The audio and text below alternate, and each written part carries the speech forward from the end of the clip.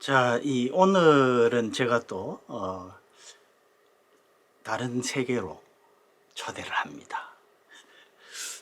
제가 포르투갈을 좋아한다고 말씀드렸죠. 그래서 오늘 포르투갈 한번 더 가볼까 합니다. 그 포르투갈 출신의 노벨 문학상 수상자가 바로 주제 사라마구라는 분이죠. 1922년생입니다. 그러니까 뭐 그 작품들도 꽤 오래된 그런 작품들이겠죠. 그런데 이 영감님이 아주 제 마음에 쏙 들었습니다. 제가 이 주제 사람하고 작품을 처음 읽은 것은 눈먼 자들의 도시라는 작품입니다. 저는 원래 그 노벨 문학상 수상작 이런 것들을 그해 막 사보지 않습니다. 약간 시건방져서 그런 건데요. 시류에 휩쓸리지 않겠다. 뭐 이런 터무니없는 생각을 가지고 있는 거죠. 그래서 그리고 이 소설보다는 저는 이제 역사, 인문 뭐 이런 책을 좋아해서 그동안 소설은 뭐 그렇게 많이 읽진 않았어요. 그 이제 최근에 제가 이제 60대가 되면서 뭐 새로운 거 뭐 그런 거 뭐 지식을 쌓고 이런 것보다는 참 소설을 보면서 인생을 좀 뭐 관조한다고 할까요? 너무 거창한 이야기가 됩니다만은 뭐 좀 몸과 마음을 좀 가볍게 하려고 이제 소설 쪽으로 이 독서의 포커스를 옮겼습니다. 그래서 이제 주제 사람하고 작품은 그 눈먼 자들의 도시라는 것을 봤는데요. 그건 뭐 영화도 됐죠 아마. 영화화 보신 분들 뭐 다 아시겠습니다만은 갑자기 사람들이 다 눈이 멀게 돼서 오늘날 뭐 이 우리 코로나 19처럼 이것과는 비교가 안 되죠. 뭐 전 도시가 다 눈이 멀어가지고 막 엉망진창이 되는 그런 것을 가정을 해서 인간의 그 인간 욕망의 아주 벌거벗은 욕망이라고 해야 되나요? 그런 것들, 그리고 우리가 이 보는 것이 얼마나 큰 축복인지 뭐 이런 것들 뭐 그런 이야기를 하는 거죠. 그게 이제 사실은 그게 스토리도 재미있고요. 그렇게 굉장히 그 재밌게 잘 읽었습니다만은 그게 제 영혼을 뭐 크게 이렇게 영혼이라고 하니까 너무 또 거창하죠. 저한테 뭐 어떤 깊은 감명을 주고 이런 것은 아니었습니다. 그냥 재밌고 좋은 소설이었다. 문학성이 있다. 뭐 이런 정도였죠. 자, 그런데 제가 지난번 이 교보에 가서 이제 사온 책 보여드렸죠. 바로 이겁니다. 수도원의 비망록. 수도원의 비망록. 자, 이 그림도 아주 저한테 아주 그 매력적으로 다가왔고요. 수도원이란 게 이게 또 저를 사로잡았습니다.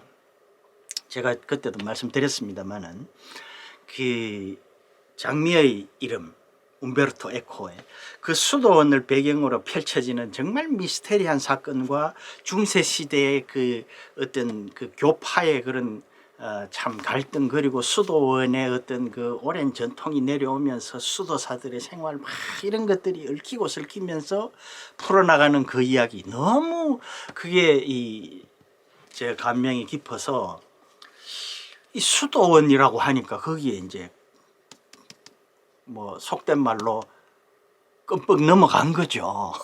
거기다가 또 비망록 아니겠습니까? 야, 이거 무슨 수도원에 또 어마어마한 비밀이 있겠구나 라고 해서 덥석 사왔는데 결론부터 말씀드리면 제가 기대했던 책은 전혀 아니었습니다.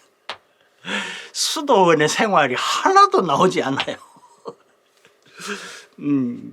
그런데 전혀 다른 부분에서 저한테 아주 큰 충격을 줬고요.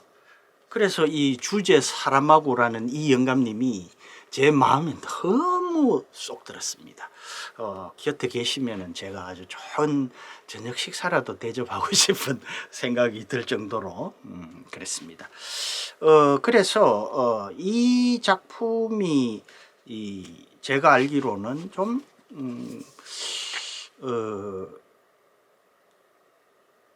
이분의 초기 작품이에요. 1982년 작품입니다. 1982년.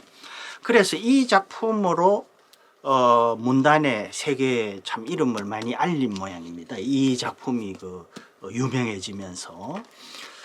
그런데 저는 이제 뭐 이제서야 읽었으니 참 늦게 읽은 거죠. 이게 우리나라에 번역된 것도 2008년? 여긴 지금 2008년으로 되어 있습니다. 이 책에는. 그러니까 뭐 제가 아주 그냥 늦게 읽은 거죠. 그리고 이게 지금 6쇄이니까 저는 늦게 읽은 편입니다. 자, 그러면 이 책을 이제 소개를 하겠습니다. 이 책의 주인공은 전쟁에 나가서 손목이 하나 날아간, 그러니까 뭐 외팔이라고 하기는 그렇습니다만은 하여튼 손이 하나가 없는, 왼손이 없는 그런 부상병입니다. 그런데 이 사람이 이제 그 전에 삶은 없어요. 전쟁하는 것도 없고 그냥 손이 하나 날아간 상태에서 시작을 합니다. 이제 이제 이 남자가 한 여성을 만나요. 그런데 이 소설이 되게 웃기는 것이 뭐 그냥 뭐 이름이 뭐냐고 물어보고 둘이 그냥 삽니다. 뭐 그러니까 그 사이에 어떤 로맨스가 있겠죠. 그런데 그런 거 다 생략하고 다짜고짜 그냥 만나자마자 둘이 그냥 사는 거예요. 부부가 됐습니다. 그걸 굉장히 사랑하는 겁니다. 그 사랑은 끝까지 갑니다. 그러니까 이게 뭐 참 애절한 사랑인데 이렇게 살펴보면 전혀 로맨틱하지 않습니다. 그리고 여기에 어마어마한 그 국가적인 대사와 엄청난 그 당시에 중세죠. 그러니까 포르투갈이 한창 이제 대항해 시대에 나서서 이 세계에 그냥 어떤 제국주의의 깃발을 들고 제일 먼저 강국으로 부상했을 때, 바로 그때 이야기거든요. 그때 당시에 그 서민들의 삶, 귀족의 삶, 왕족의 삶, 이런 것들이 파노라마처럼 펼쳐지는데 그 엄청난 비극 또는 어마어마한 역사를 이 영감님은 그냥 아무것도 아닌 것처럼 휙휙 쏘고 넘어갑니다. 저는 그게 너무 마음에 들었어요. 그러니까 어떻게 보면 이런 거죠. 뭐라고 할까요?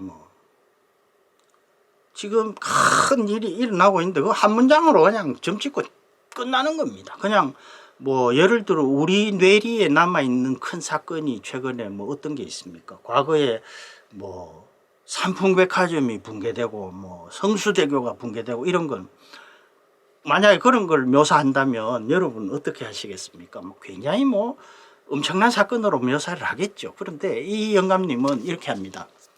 삼풍백화점이 붕괴됐다.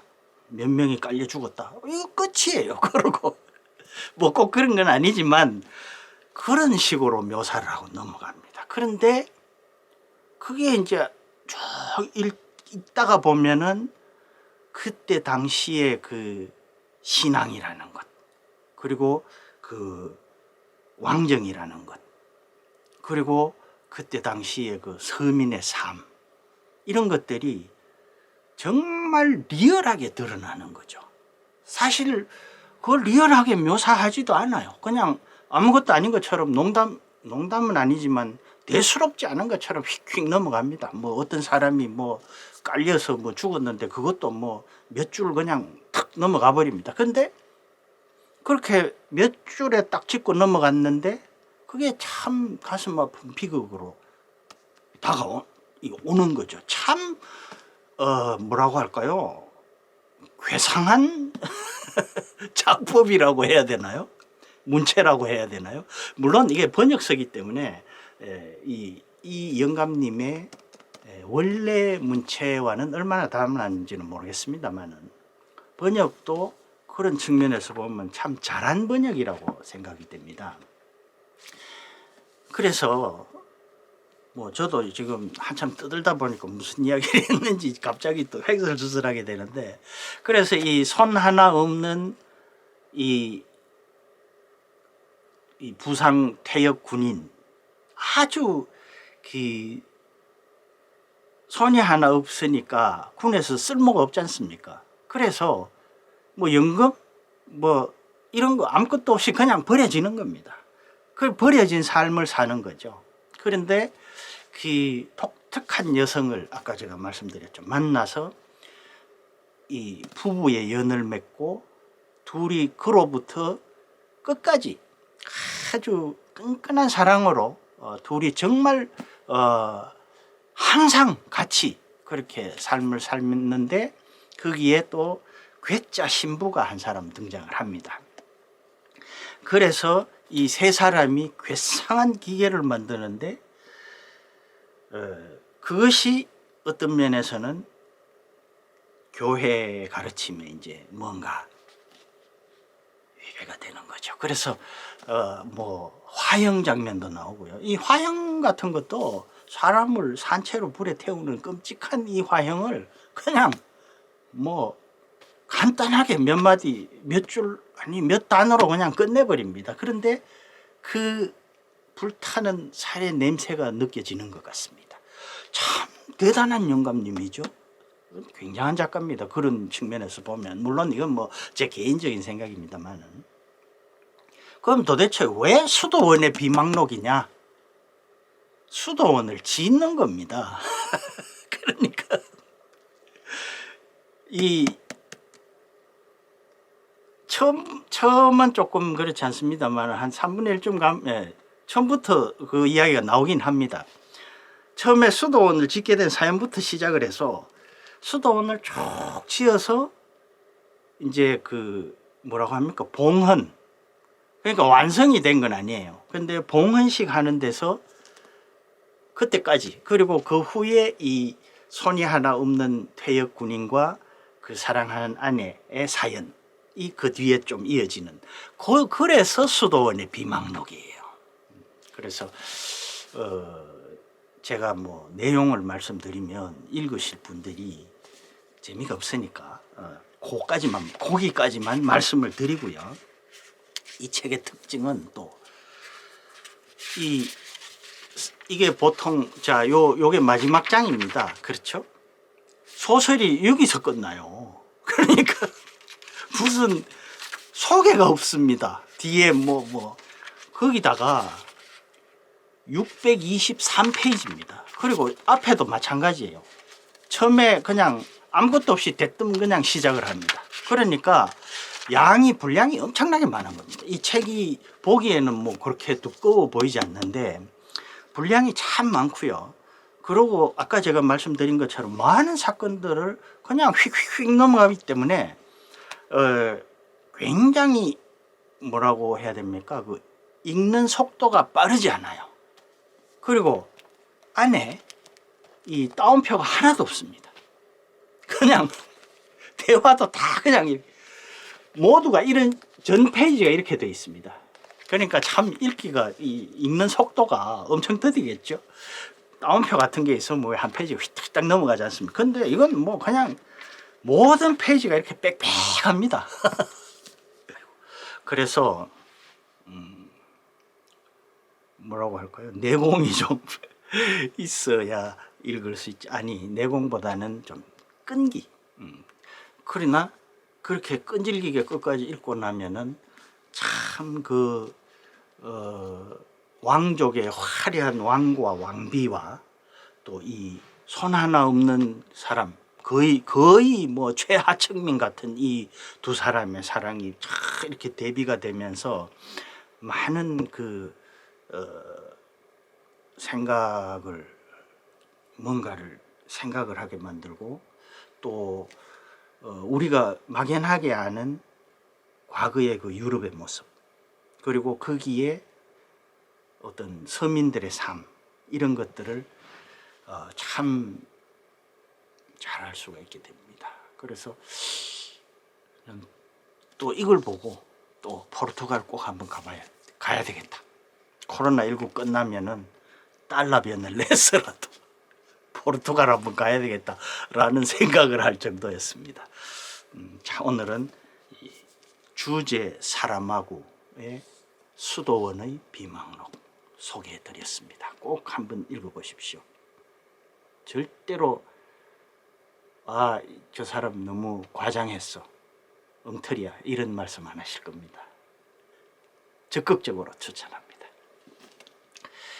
자, 오늘도 횡설수설하는 이야기를 끝까지 들어주셔서 대단히 고맙습니다.